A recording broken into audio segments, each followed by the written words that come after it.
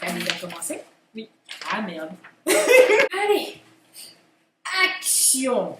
1, 2, 3. Salut tout le monde. Donc, vu que j'ai perdu au Shifumi, donc aujourd'hui aujourd'hui on va vous parler de Vincennes, l'hippodrome en quelque sorte, où on a été faire un petit tour. Comment ça en quelque sorte? C'est un hippodrome, c'est tout. Ouais, En quelque sorte. Ouais, c'est vrai. Du coup, on va s'écarter un petit peu pour laisser la place à la vidéo. Ouais. Du coup, on a décidé, idée brillante de type, de le faire à pied, sous la pluie, alors qu'on n'avait qu'un seul parapluie. Voilà. Du coup, le parcours était long, Verdoyant, pluvieux. il y avait des poneys, donc c'était trop bien. Du coup, on partait du métro Château de Vincennes pour aller directement à l'hippodrome, mais après, vous avez d'autres solutions. Vous pouvez comme prendre une navette. Ouais. Une navette qui passe là, vous la prenez, c'est rapide, mais c'est long aussi quand même. Hein.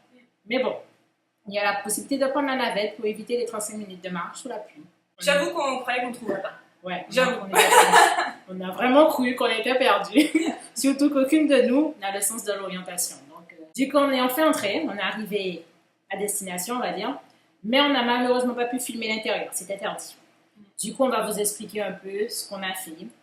On a avec des petites quelques images. photos. Voilà, Ouais. c'est ça. Une fois entré à l'hippodrome, C'est reparti. c'est reparti. Une fois entré à l'hippodrome, on... Allô, je vais parler. Voilà. 1, 2, 3. Une fois entré dans l'hippodrome, on s'est directement dirigé vers le stand de Paris où un organisateur nous a accueillis et nous a expliqué de manière un peu simple comment on parie et quels sont les enjeux. Donc du coup, ce que j'ai retenu, la mise minimale est de 1,50 €. Ensuite, on a le pari simple gagnant et simple couplé. Bon, c'est ça. D'accord, ça c'est ce que tu as retenu. Ouais, Ok, je vais leur expliquer ce que j'ai retenu, d'accord? vas-y. Donc en gros, on est arrivé, on était en dessous d'un tableau. Et là, l'organisateur est venu nous expliquer ce qu'on voyait. Le chiffre qui est en orange, donc le numéro 9, il nous a expliqué que c'était le favori. Donc ça veut dire que la majorité des parieurs l'ont vu comme gagnant. Et donc si vous votez... On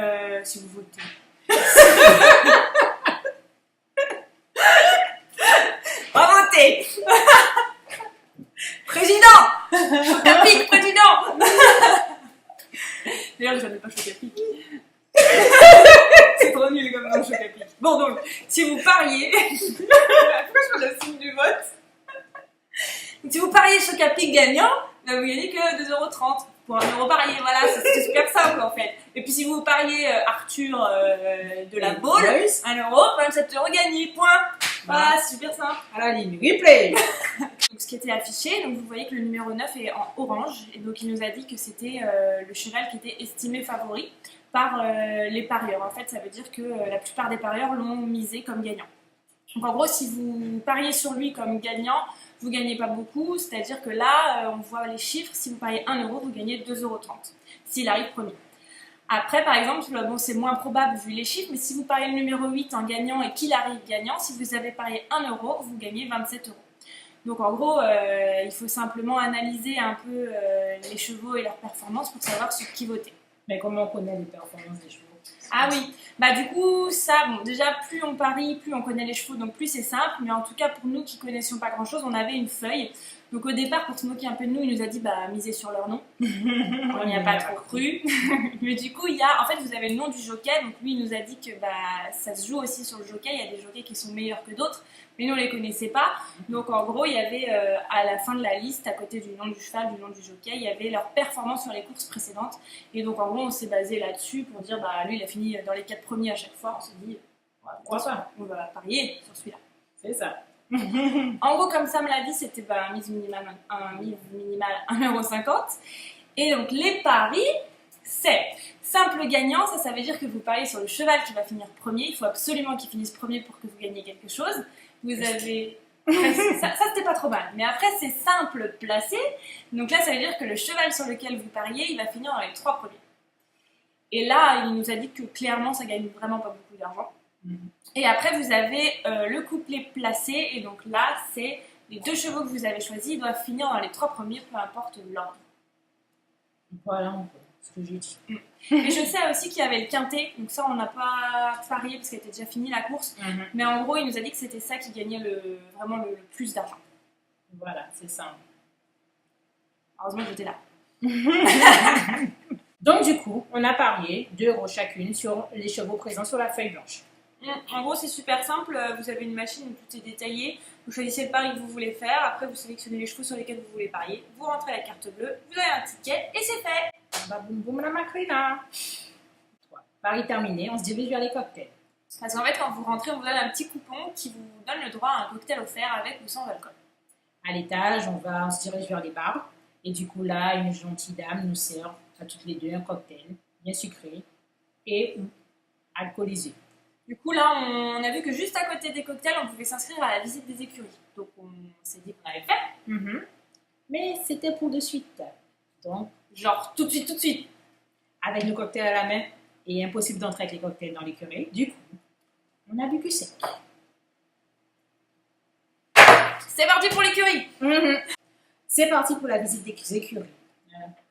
1, 2, 3, action. Une fois c'est ça. On reprend. Poète, camembert. 1, 2, 3. C'est parti pour la visite des écuries. Par contre, il est important de préciser que l'hippodrome, c'est pas une écurie. C'est en fait juste un lieu où les chevaux restent quelques heures avant les courses et après les courses également. Ils dorment jamais là-bas. Voilà, c'est ça. Donc, avant d'y accéder, on a dû traverser la salle des balances. C'est une salle dédiée aux jockeys où ils sont en quelque sorte pesés. Avec leur selle.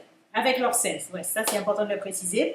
En gros, il y a plein de règles, c'est un peu comme pour la boxe, quoi. Et le poids dépend en fait de l'âge du cheval, dépend du niveau du jockey et également du type de course. Trop ou galop. Une fois la salle traversée, on était presque arrivé aux écuries, mais on a eu droit à un petit chapitre sur l'organisation et la gestion des courses par les commissaires, par les caméras. En gros, il y a tout un système qui permet de vérifier pendant la course que toutes les règles sont respectées. Donc, notamment, il nous a donné 2 exemples. Donc, on a appris que pendant la course et surtout au finish, il y avait un nombre de coups de cravache qui était limité. Et aussi, ils se doivent de vérifier que le cheval reste à l'allure demandée, et notamment ici à Vincennes, qui reste au trot parce que sinon il est disqualifié. Il nous a également parlé de l'entretien des pistes, parce que ces petites bébêtes, on n'est pas fragiles. Non, c'est pour que tout soit équitable et que du coup, chaque course ait un terrain identique et donc les meilleures conditions possibles. Voilà, c'est ça. Elles ont les papas de fragiles. On accède enfin aux box. Et là, on a appris que les box sont nettoyées, désaffectées et scellées à l'avance, avant l'arrivée des chevaux. Du coup, chaque jockey, plutôt chaque cheval, a son box attitré, de manière à éviter tout problème de dopage, de voisins se faire rentrer dans le pour aller faire pipi et du coup, problème. En fait, il faut savoir que comme dans les courses hippiques, c'est tolérance zéro le dopage, et entrer dans les écuries, c'est vraiment un privilège parce que moins il y a de monde, plus c'est facile de savoir qui a fait quoi. Donc là, vraiment, nous, c'était une chance qu'on a eu de pouvoir visiter. Ouais, aussi, c'est vrai. Une fois qu'il nous a expliqué un peu comment ça fonctionnait au niveau des boss, comment le contrôle antidopage était assuré, on a eu également un petit chapitre, on va dire, sur les conditions... Merde, j'ai oublié. Les douches. Ouais, c'est ça, les douches. En ce qui concerne les box, les chevaux arrivent 2 heures avant la course et s'en vont 2 heures après la course.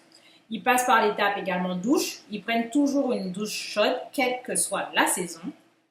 Et surtout en hiver, quand il fait très froid, ils utilisent aussi de l'alcool à brûler. Ils leur passent sur tout le corps pour bien les réchauffer. Après, on les sèche, on leur met 2 ou 3 couvertures sur le dos et on les emmène marcher, d'une part pour qu'ils se réchauffent, qu'ils se sèchent, et aussi pour qu'ils descendent en pression parce que ça les fait vraiment monter cardio, etc. pendant la course. Après cette petite visite des box, on est passé par la salle, on va dire, box infirmerie. C'est une salle où les chevaux sont en quelque sorte contrôlés. Les gagnants sont obligatoirement contrôlés après chaque course. Ensuite, les commissaires choisissent un cheval au hasard qui sera également contrôlé. Chaque course. Pour chaque course. Mm. Les jockeys aussi sont contrôlés, même si je ne comprends pas trop l'utilité. Bah, en fait, c'est simple, il nous a expliqué qu'eux, ils ne sont pas contrôlés pour le dopage, mais ils sont contrôlés pour l'alcool et parfois les produits illicites, parce qu'en fait, bah, comme c'est les pilotes, comme il y a parfois des grosses sommes d'argent pariées sur eux, s'ils arrivent et qu'ils sont bourrés, bah, forcément, ça va poser problème. Il nous a dit aussi combien ça coûtait de contrôler un cheval. Oui, il me semble environ 236 €. Mm. Tout le pack pour le contrôle.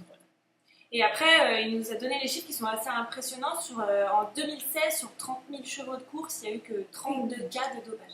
Dont 18 qui faisaient partie de la course de trot. Et les autres, c'était le galop. Et les autres, c'était le galop. Comme quoi, ça marche, c'est un sport assez respectueux. Voilà, c'est contrôlé. Ils sont très sérieux à ce niveau-là, ça. Ils ne laissent rien passer, c'est tolérance zéro. Exactement. Donc, après notre petite balade dans les écuries, on a pu voir plein de chevaux partout. Ils sont passés très, très, très près de nous. T'es très rassurée, Sam, très rassurée. J'en ai pas peur, mais bon, elle partait un peu partout. Donc, j'avais peur de la perdre. On est enfin sortis. On a oublié de préciser une petite chose. Parfois, ils organisent des événements assez intéressants le vendredi soir, où il y a des DJ en invité, et c'est assez cool. En gros, ils font ça pour ramener le plus de gens possible qui ne connaissent pas du tout les courses, pour leur faire connaître. Et c'est une ambiance plutôt sympa. Voilà, et également pour entretenir l'hippodrome, parce que ça coûte assez cher. Écoute, toi qui n'aimes pas trop les choses, on a pensé quoi de cette expérience? C'était intéressant. Je ne savais pas que c'était aussi calé au niveau des règlements.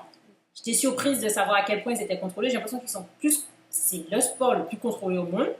Et j'ai appris que c'était vraiment ça, en fait. Et voir des chevaux aussi près, ben, je ne l'avais jamais fait. Ça allait, c'était plutôt cool, mais bon. Tu le referais ou pas? Bof, quoi. Ça reste à voir. S'il y a un DJ, ouais. Bon, moi j'ai beaucoup aimé forcément parce qu'il y avait des chevaux et que les chevaux de course ils sont vraiment super beaux. Mais c'est vrai que moi aussi j'ai appris des trucs, et notamment sur le contrôle antidopage, etc. C'est vrai que c'est assez fou de voir à quel point c'est comme les athlètes de haut niveau. C'est ça. Bon, on vous conseille d'y aller quand même. Ouais. Bon, la bonne visite. À Pistache.